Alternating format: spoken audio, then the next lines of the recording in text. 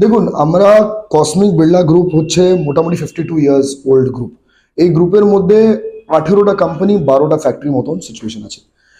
This group is not only based out of Bengal, কিন্তু হ্যাঁ, solely মোটা এর investment 90% of its chunk is in Bengal. But ওর থেকে বাইরেও আছে, মানে আমাদের ইন্টারেস্ট মহারাষ্ট্রতে, দিল্লিতে আছে। হাউএভার, এনএস ইঞ্জিনিয়ারিং এর উপরে আসি আমি। NS engineering projects private limited একটা কোল্ড রোল ফর্মিং প্লান্ট ছিল, আছে আজ অব্দি। এটা এনসিএলটিতে ঢুকেছে 3 বছর আগে। এদের যে প্রমোটার ছিলেন, পুরনো প্রমোটার, উনি অনেক ট্রাই করলেন, probably with all due regard to him, to safeguard the company. তো এনসিএলটি থেকে এনক্ল্যাট গেল, এনক্ল্যাট থেকে গেল সুপ্রিম কোর্ট, ওর পরে ঘুরে আবার সুপ্রিম কোর্ট এটাকে এনসিএলটি কলকাতা বেঞ্চে পাঠিয়ে দিল। আমরা এটা এই এই কোম্পানিটাকে ট্র্যাক করছিলাম 2 বছর থেকে, আর we were not getting a chance. আমরা কসমিক সিআরএফ কে 2021-এ বানালাম আর নতুন প্ল্যানটা কিনলাম। কেনার পরে কসমিক সিআরএফ আমরা কোল্ড রোল ফর্মিং অলরেডি করা স্টার্ট করে দিয়েছিলাম। Cosmic CRF cold roll forming practically primarily আমরা করি for railways, wagons and bogies and coaches. But এইটাতে এনএসএ এই যে সিআরএফটা আছে, কোল্ড রোল ফর্মিং এর একটা প্রসেস আছে। এই ম্যানুফ্যাকচারিং প্রসেসটা ইউজ হয় for manufacturing items for your infrastructure. তো এটা আমি দেখলাম is a very good blend for Cosmic CRF Limited as a company.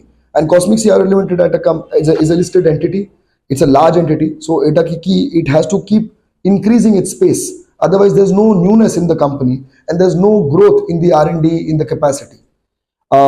Having said that, a company we were successful through the resolution application process of the NCLT, the IBC, আর এটাতে আমরা complete করলাম আমাদের পুরো process last year 2023।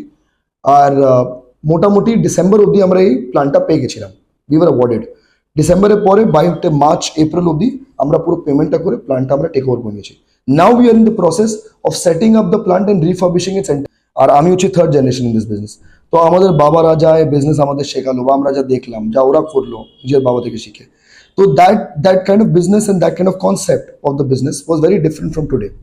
আর আজকে क्योंकि I finish my MBA from the UK, আর আমি অনেক বাইরে পড়েছি, বাইরে থেকেছি, আই ট্রাভেলড আ লট, আমার এক্সপোজারটা বেশি।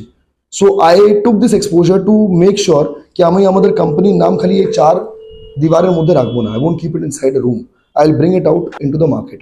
That is why we listed cosmic CRF limited last year, and we intend to go out in the market, get quality investors in the company. Now when you kind of upbuild the company like that, আপনি upscale করেন কোম্পানিটাকে ওই বেসিসে কি আপনি quality investor আনছেন, quality কাজ করছেন, R&D করছেন, আপনি B2C খালি B2G করছেন না, মানে বিজনেস টু গভর্নমেন্ট সাপ্লাই বা বিজনেস টু বিজনেস সাপ্লাই করছেন না, আপনি business to institutional suppliers, business to customers, ওই লেভেলে যখন যাচ্ছেন, তখন you have to have your brand name. NS engineering projects private limited হচ্ছে আপনার ডোমজুড়ে। যখন এই ফ্যাক্টরিটা আমার যা খবর আছে, যখন এই ফ্যাক্টরিটা পুরো চলতো ফুল ফ্লেজেড 2017-18-তে লকডাউনের আগে, তখন এরা নানা করেও 130-140 লোক ডিরেক্ট এমপ্লয়মেন্ট ওখানে লেবারদের নিয়েছিল, কিন্তু এরা ফুল ক্যাপাসিটি কখন তুলতে পারেনি কাজ, বা চালাতে পারেনি।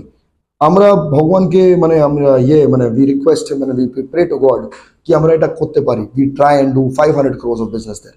তখন আমরা ওটা করবো, তখন লোকাল আমাদের লোক নিতেই হবে, কেন কি ফ্যাক্টরির মধ্যে থাকার জায়গা is not more than 100 people.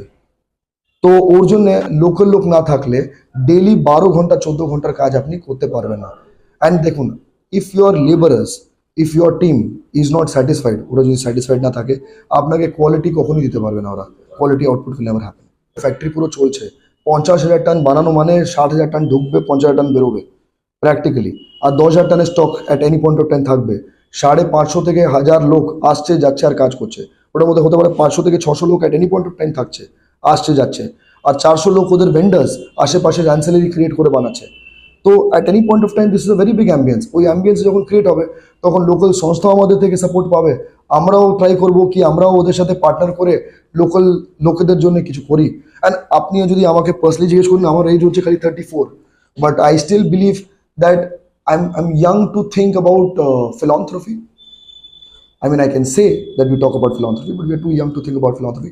But আমার আজকে মানে in the last couple of months আমার এরকম ফিলিং আসছিল that maybe in the next year, hopefully by God's grace, we'll open our own NGO, যেটাতে যেখানে আমাদের ফ্যাক্টরি আছে ওখানে আমাদের বাচ্চাদের জন্য স্কুল বা ওদের জন্য এক সাপোর্ট সিস্টেম আমরা ক্রিয়েট করতে চাইবো।